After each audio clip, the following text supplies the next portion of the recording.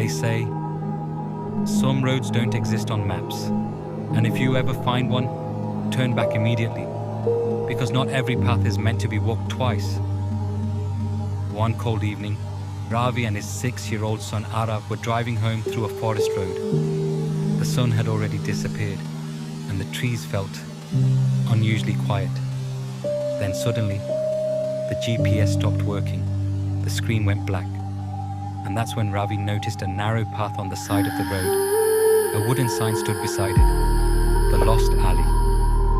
Arav squeezed his father's hand and whispered, "Dad, Mom is calling us from there." Ravi froze, because he heard it too. A faint voice drifting through the trees. Soft, familiar. "Come home." Thinking someone might need help, Ravi stepped into the alley, holding his son's hand tightly. The deeper they walked, the quieter the forest became. No wind, no insects, no sound, only their footsteps echoing behind them. After a few minutes, Ravi noticed something strange. Their shadows weren't moving correctly.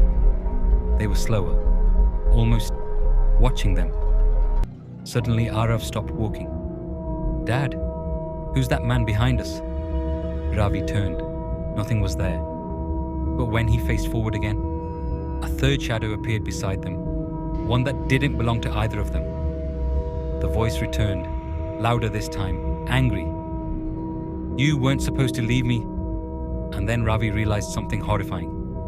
This was the same forest where his wife had died years ago.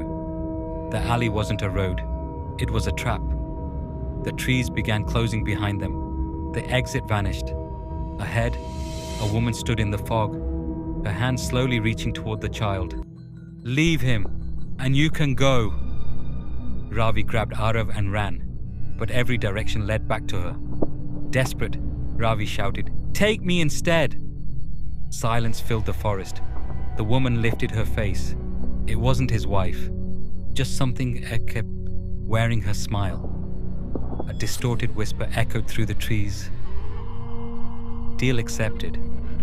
The next morning, police found Arav standing alone at the forest entrance.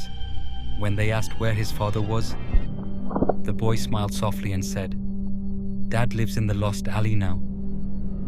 He helps lost people find their way." And deep inside the forest, a silhouette appeared. A man, holding another child's hand, walking further into the darkness, forever.